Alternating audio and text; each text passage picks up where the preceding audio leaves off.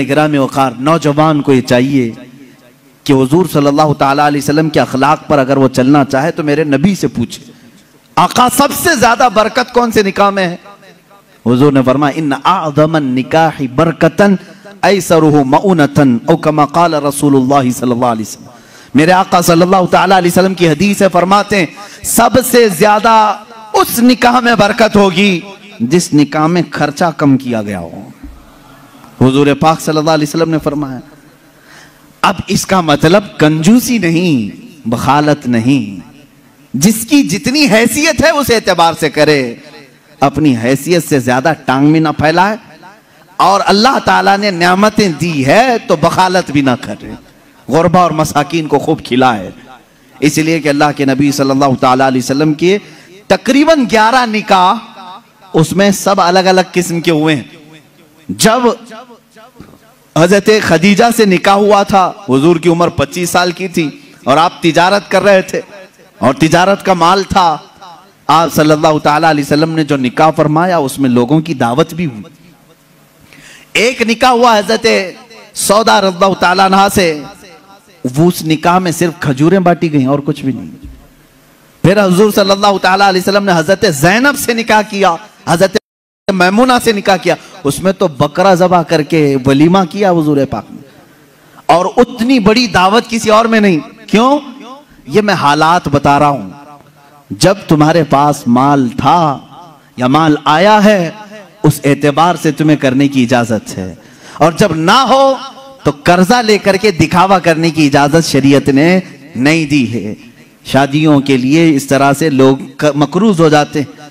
कई लोग ऐसे हैं जो अपनी पता नहीं अजीज अजीज चीजें उठाकर बेचते हैं, नहीं सिर्फ 4 लोगों में मुझे मुंह दिखाना रहता है, मुंह दिखाना रहता है, निकाह करना है बेटी का, निकाह करना है फलां का। और आज के मुआशरे से मैं नौजवानों से कहूंगा, मेरे सुनने वाले जितने नौजवान हैं, अगर नबी से मोहब्बत करते हो इस मिलाद में एक अज़म कर लो, एक अहद कर लो, हम में से जिसका निकाह होगा, हम जिससे निकाह कर रहे हैं, हम ससुर के लिए बला बन के नहीं उतरेंगे। हाँ, आज बहुत सारे दामाद बला बन चुके हैं, बला हैं, वो वबा हैं, इसलिए कि बेटी एक बार दिया है और ये बीमारी जिंदगी भर की लगा लिया है। हाँ, कई लोग हैं ऐसे, कड़वी जरूर है मेरी बात, जिसने अपनी बेटी दिया है और वो पीछे लग गया है। कल ही एक खातून मेरे पास आई, शादी होकर के उसके 9 साल हुए हैं, बच्चे भी हैं। वो रोती हुई आई, कह रही है कि मेरी माँ, उसकी माँ बेवा है, उसके बाप का इंतकाल हो चुका था बरसों पहले, और बरसों पहले मेरे बाप की जो प्रॉपर्टी थी खानदानी, वो मेरी बेवा माँ को मिली है, वो कुछ लाख रुपए आ गए हैं। और जैसे ही मेरे घर में मालूम हुआ है, शोहर ने मुझे बाहर निकाल के घर भेजा है, जा तेरी अम्मा को जो प्रॉपर्टी में मिला है उसमें से 2 लाख मांग के लेके आ। मुआज़ल्लाह, भिखारियों से क्यों शादी करते हो? इस तरह के लोग जो अपनी औरत पर अपना महल सजाना चाहते हैं, उनकी हैसियत बहुत जलील है, बहुत जलील। मैं आपको बताऊं, तुम बर्बाद होना चाहते हो, जिसकी ख्वाहिश है वो मुझसे पूछ ले, मैं बता दूंगा। तौबा अस्तगफिरुल्लाह, कोई नहीं चाहेगा, हर कोई बरकत का रास्ता हमसे पूछता है, लेकिन ये रास्ता भी मैं बता देता हूं, जो अपना बिजनेस और अपनी बरकत सब बर्बाद करना चाहता है, उसके लिए बाज़ बुजुर्गों ने फरमाया, वह अपनी बीवी से जबरदस्ती उसका माल लेकर के बिजनेस में लगाया हो, वहीं से शुरुआत हो जाएगी नहुसत की। उसके दिल को तोड़कर जो माल ले जाकर के लगाओगे तो फिर वहां से, हाँ, बखुशी देना और बात है, पसंदीदगी के साथ देना और बात है। बहुत सारे लोग शादियों के बाद अपनी बीवियों पर दबाव डाल करके उनका सारा जेवर उठाकर ले जाकर रख देते हैं और उस पर तिजारत करने की कोशिश करते हैं। कहां की बरकत? किसी का दिल रो रहा है और तुम अपनी दुकान सजाने जा रहे हो। तुम्हें तो शादी इसलिए करने का हुक्म हुआ था, एक कमजोर मखलूक तेरे निकाह में आ रही है, तू कमा और उसे खिला। यहां उल्टा हो गया, उसी से तू कमाना चाह रहा है, ये उल्टा नहीं हो गया? बहुत सारे लोग ये इंतजार में रहते हैं शादी होगी तो अभी मांगना क्या क्या है, कार मांगे कि बाइक मांगे और क्या क्या चीजें मांगे।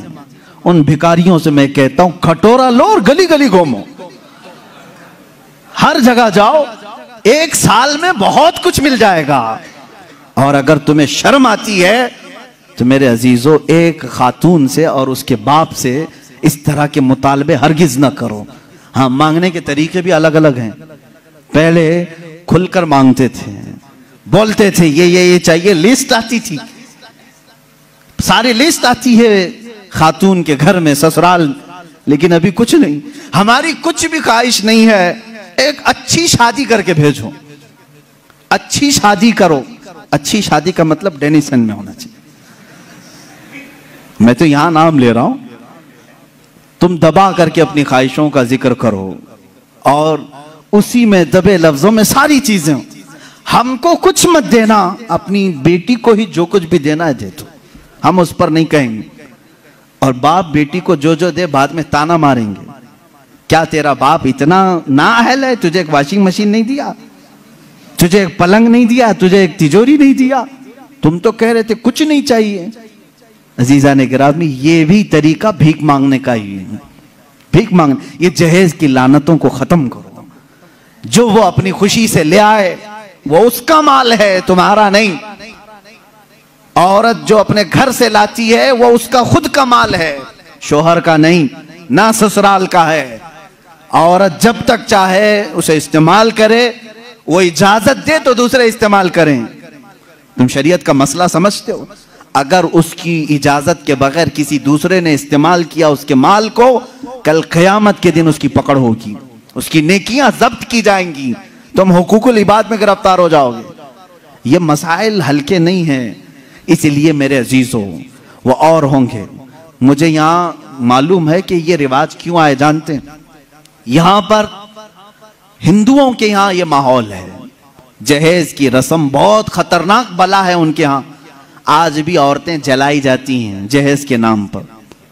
बाज स्टेट ऐसे हैं आज वहां जहेज के नाम पर बहुत खतरनाक मामलात ससुराल वाले करते हैं।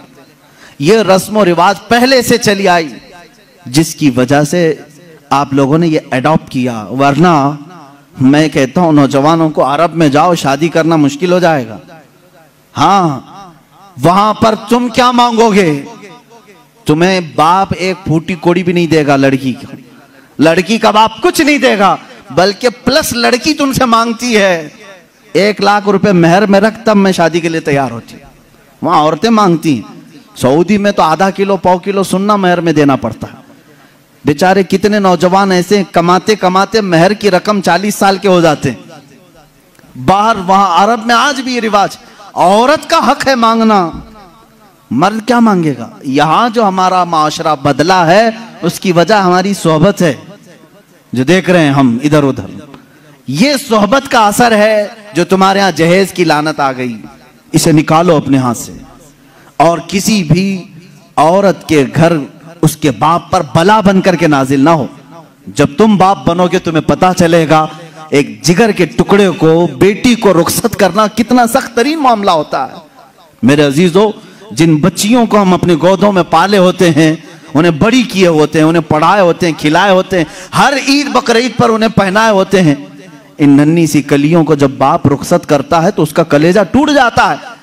फिर तुम जानते नहीं, उसके घर से पूरी की पूरी जात लेकर के आ रहे हो, फिर उस पर प्लस तुम्हें और माल भी चाहिए, पैसे भी चाहिए।